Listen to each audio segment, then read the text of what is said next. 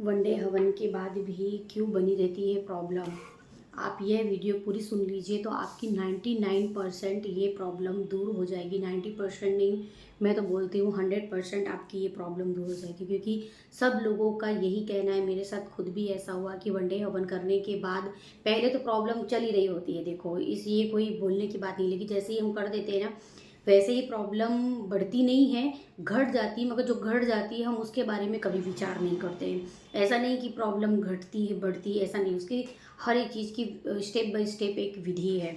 तो वनडे हवन के बाद आप ये वीडियो पहले पूरी मेरी सुन लीजिए और उन लोगों के साथ ज़रूर शेयर करिए जिन लोगों के साथ भी ये सब विपत्तियाँ। देखो, मैं बोलती हूँ, मैंने उन लोगों से भी बातें की है जिन लोगों के घर में बहुत कम नॉर्मल सी प्रॉब्लम थी, वो वनडे हवन के उनके बाद ना आप देखो कि बहुत अच्छा चल रहा है। क्यों? मैंने उस चीज़ का भी एनालिसिस किया। गुरुजी भी हमारे बोलते हैं कि हर चीज़ का परिणाम देखो। तो मैंने उन लोगों का एनालिसिस किया, क्योंकि वो घर में पहले से प्रॉब्लम थी नहीं, हो रही थी। तो वो लोग इतने ज़्यादा घर पे झाड़ फूक के लिए नहीं गए हैं, और उनके घर में कोई भी ऐसे झाड़ फूक वाला आदमी नहीं है। और उनके घर में सिर्फ डीएनए में जो लोग हैं और डीएनए में जो लोग नहीं हैं वो लोग भी रहते हैं। वो लोग ये सब प्रॉब्लम करते हैं। तो उन्हीं लोगों के कारण ही ये सब होता है। मगर जिन लोगों को मैंने देखा है, जिन लोगों को एकदम इंस्टेंट अच्छा सब हुआ है 6 महीने के अंदर, वो लोग सिर्फ 2-3 लोग हैं। और वो लोग पहले से ही बहुत अच्छे से चल रहे थे। गुरु माँ के पास जुड़ने के बाद, बाबा जी से जुड़ने के बाद वो बहुत अच्छे से वो चीज़ को फॉलो करें। उनका पूरा फैमिली फॉलो कर रहा है। पहले से ही वो बहुत अच्छे थे, तो वो लोग भी इंस्टेंट उनको आराम मिल गया। लेकिन जिनके घर में पहले से ही सब गड़बड़ता है, एक मानने वाला है धर्म, एक मानने वाला नहीं है, 2 लोग डीएनए में है, तीसरा भी जो रह रहा है वो डीएनए में नहीं है, वो तो वही करने वाला है, वो आपको ना ही बोलने वाला है, क्योंकि आपका सब अच्छा हो रहा है। लेकिन वो जो तीसरे चौथे लोग हैं वो लोग नहीं जलने वाले। तो वो जो आपके डीएनए में नहीं जुड़े हैं, वो उनको जाकर भड़काएंगे, वो कर रहे, लेकिन रह तो वो आपके घर में रहे। चाहे वो किसी और का नाम ले रहे हों, चाहे वो कुछ भी करे, वो सब आता है बड़ों के ऊपर ही।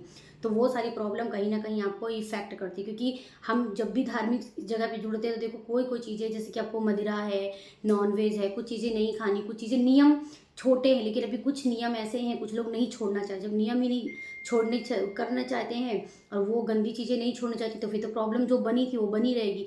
धर्म की चीज़ में जुड़ जाओगे थोड़ा, तो फिर इफेक्ट तो करता ही है, क्योंकि ईश्वर झटका मारेगा, क्योंकि आपको उधर से लेकर के सही रास्ते में लाएंगे। अब मैं बोलती हूँ, किसी इंसान को डेली पान तम्बाकू खाने की आदत है, अगर उस इंसान को आप अचानक से पान तम्बाकू छुड़ाएंगे तो उसको पूरा दिन तलब लगी रहेगी, पूरा दिन इधर उधर घूमता रहेगा।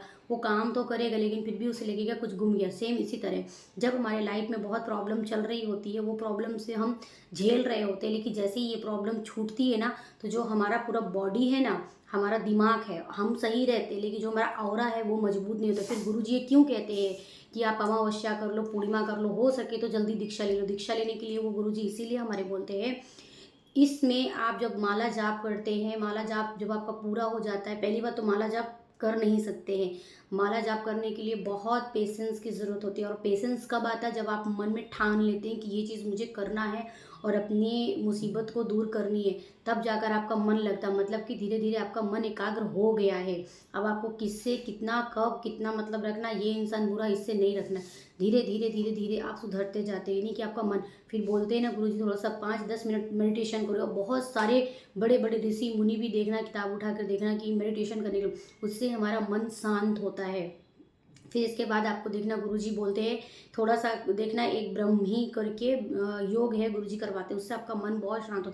आप 3 मंथ ये सब कर लोगे ना, जो जो आपके डीएनए में जुड़े हैं, जो जिस पे प्रॉब्लम है, वो सब ठीक हो जाएगा। हाँ, बट डीएनए के अलावा जो लोग आपके घर पे रह रहे हैं, वो ये सब प्रॉब्लम करेंगे क्रिएट, तो थोड़ा बहुत तो आपके घर में प्रॉब्लम होगी, क्योंकि अब आप एकदम सही रास्ते के लाइन में वो नहीं है, तो वो ही जाकर प्रॉब्लम क्रिएट करेंगे। लेकिन धीरे धीरे सही हो जाता है। उन्हें भी अच्छे मार्ग में लाओ, प्यार से समझाओ, माने। लेकिन कई बार जब आप अध्यात्म में जुड़े, सामने वाला अध्यात्म में नहीं जुड़ा, तो वो प्यार से नहीं माने, क्योंकि जब धर्म होता है वहाँ राक्षस जरूर होता है। क्योंकि जब राम जी थे तो वहाँ रावण भी तो था ना, वो भी भक्ति करता था।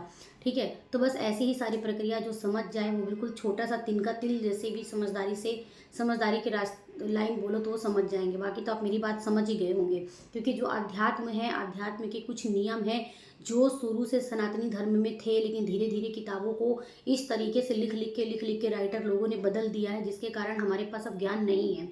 इसलिए हमें गुरुदेव से बहुत सारे ज्ञान लेने पड़ते। बट अभी देखो, गुरुदेव भी बहुत बिजी रहते हैं, उनके ढेर सारी वीडियो अगर आप शांति मन से सुनो तो आप समझ पाओगे। लेकिन अभी क्या है, चिकित्सा दिन पे दिन चालू होती है, चिकित्सा भी कई प्रकार के लोग आते हैं, कई प्रकार से चिकित्सा होती है, वो चीज़ आप सुनते हो, दिमाग में जाता है। आप अपने को देखो कि आपकी क्या प्रॉब्लम थी और किस तरह से आपकी चिकित्सा हुई है। आपको अपनी प्रॉब्लम सॉल्व करना है। लेकिन फिर भी क्या है ना, मनुष्य अपना नहीं देखता है, लेकिन दूसरे को ताक-झाक ज़रूर करता है। इसका देखे तो इसका घर सही चल रहा है कि नहीं, इसको देखे तो इसका, आपको आपकी प्रॉब्लम क्या थी, आपका सही-सही थोड़ा-थोड़ा चल रहा है। देखो पहले तो ऐसा था कि दवाई भी आप खाते थे तो सूट नहीं करता। गुरुजी ने ऐसा नहीं बोला कि आप दवाई मत, मेरे को भी प्रॉब्लम है, मुझे दवाइयाँ मिलती ही नहीं थी। लेकिन जैसे-जैसे मैंने भगवान से कनेक्टिविटी बहुत बढ़ गई, तो पहले कुछ दवाइयाँ भी लेती थी ना, वो आराम नहीं लगा, लेकिन अभी दवाइयाँ लेने में मुझे आराम मिलने लगा है और बहुत धीरे-धीरे मेरा अच्छा हो रहा है। लेकिन अगर वो होता ही है ना कि शरीर में अगर एक बीमारी होती तो एक की दवाई चलती तो कॉम्प्लिकेटेड होते जाते हैं। उसी तरह हमें अपने आप के शरीर को पहचानना है कि आपको क्या पचता है। उसी तरह है कि आपके आस-पास समाज में आपको क्या जमता है, क्या नहीं जमता है, वैसे आप रहो। दूरियाँ बना के रखो, फालतू किसी चीज़ की पूजा-पाठ मत करो, झाड़-फूँक के पास, उन लोगों के पास मत जाओ। इसके बाद भी अगर आप झाड़-फूँक वालों के पास जाते हैं तो आप देखना कि आप अगर जाते हैं, दूसरा नहीं जाता है, तो आप अगर गए और उसकी बात माने तो भी आपका हवन किया हुआ भी नहीं चलेगा, क्योंकि वो एक गंदी शक्ति को पूज रहा है और एक आप धार्मिक शक्ति को पूज रहे हैं, ठीक है? ईश्वर से बड़ा कुछ नहीं है, यानी भोलेनाथ से बड़ा और अम्बे माँ से बड़े, मतलब हमारी शक्ति स्वरूपा माँ कामाख्या से बड़े शक्ति कुछ नहीं है। ओके, यही सब मेन शक्ति होती है और हम, हमारे जो गुरुदेव है वो डायरेक्ट हमें हमारी माँ शक्ति से करते हैं, क्योंकि हमारे बॉडी में माँ शक्ति का होना, हमारे बॉडी में ऑरा आना बहुत ही लाभकारी होता है। आप कभी भी देखना जहाँ शिव जी की पूजा हो रही हो, शिव जी रास्ते से निकल रहे हो, शिव जी की झांकी या शिव जी की शिवलिंग, आज ही मैंने देखा कि शिव जी की स्थापना हो रही है, शिव जी को रखा, जब मैंने सिर्फ शिव जी को सिर्फ इतना ही प्रणाम किया, आप पता है पहले मुझे ये चीज़ इफेक्ट नहीं हुआ था, मेरे रोंगटे खड़े हो गए, मैं समझ गई कि इसमें शिव जी की बहुत बड़ी शक्ति है और शिव जी की वाकई में मैंने प्रणाम किया तो शक्ति मुझे अंदर आई, दिव्य शक्ति मुझे मिली। इसके पहले मैं किसी भी भगवान को प्रणाम करती थी तो मुझे ऐसा नहीं होता था, तो मैं मानती हूँ। बाकी तो अभी तो मैं कभी भी किसी और मंदिर में प्रणाम नहीं करती हूँ, सिर्फ मेरा शिव जी हैं, शिव जी हैं जहाँ पे अम्बे माँ शिव जी हैं, गणपति में वो उसी मंदिर में थे, बाकी मैंने सब कुछ अवॉइड कर दिया। आज की डेट में ना मुझे नज़र लगती है, ना मुझे कुछ होता है। जो इंस्टेंट जो बीमारी है, जो थोड़ा-थोड़ा रेगुलर, उससे भी मेरा धीरे-धीरे ठीक हो रहा है, बट कुछ चीज़ें हैं, मैं समझ गई हूँ कि ये चीज़ मुझे नहीं सूट होती है, वो मैं नहीं खाती हूँ, ठीक है? बाकी चीज़ें तो खुद से ही खोजना पड़ता है, बाकी ऊपर वाला है। तो बहुत सारी ऐसी चीज़ें थी कि बहुत सारी ऐसा मेरे साथ होता था कि बस मुझे बस नेसेसरी है कि झाड़-फूँक वाले पास जाना पड़ेगा, ये नहीं चल, लेकिन आज मुझे 1.5 साल समथिंग हो रहे हैं गुरु से जुड़े, मुझे एक सिर में दर्द भी नहीं होता है और फालतू की मुझे कुछ भी ऐसी निगेटिविटी नहीं आती है कि बस इसके कारण ही ऐसा है, बिल्कुल ये सब नहीं है। अगर मैं बीमार हूँ तो दवाई ही खाती हूँ, अगर मैं बीमार हूँ तो पता चल जाता है दवाई ही गर्म की, बाकी इसके अलावा कुछ नहीं होता। अगर जब भी लगता है मैं संकल्प कर लेती हूँ और पानी उतार लेती हूँ, एकदम इंस्टेंट आराम मिल जाता है।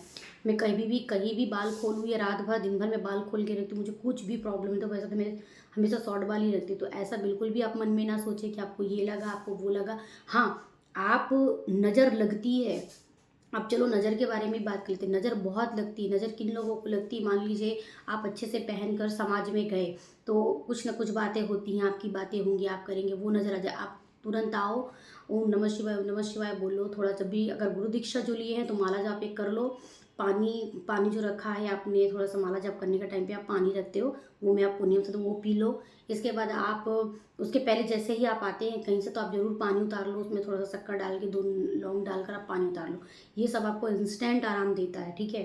तो नज़र तो हमेशा लगती रहेगी। अभी लोग सोचते हैं कि मैंने वन डे हवन कर लिया तो नज़र बिल्कुल नहीं लगेगी। देखो, हम समाज में रहते हैं और निगेटिविटी लोगों से ही आती है और वही चीज़ हमारे दिमाग में फिर घूमती रहती है। तो फिर तुरंत भगवान का नाम लो, गुरु जी का नाम लो, गुरु माता का नाम लो, तो कुछ भी नहीं होता। तो शायद आप मेरी वीडियो से समझ गए होंगे। वीडियो को शेयर कीजिए, लाइक कीजिए, सबके साथ शेयर कीजिए ताकि सब लोगों का भला हो सके। मेरे जहाँ पे भी गलती की हो मुझे क्षमा कीजिएगा, माफ़ कीजिएगा। नेक्स्ट वीडियो में मैं आपके साथ फिर से मिलती हूँ, जब तक के लिए जय माता दी।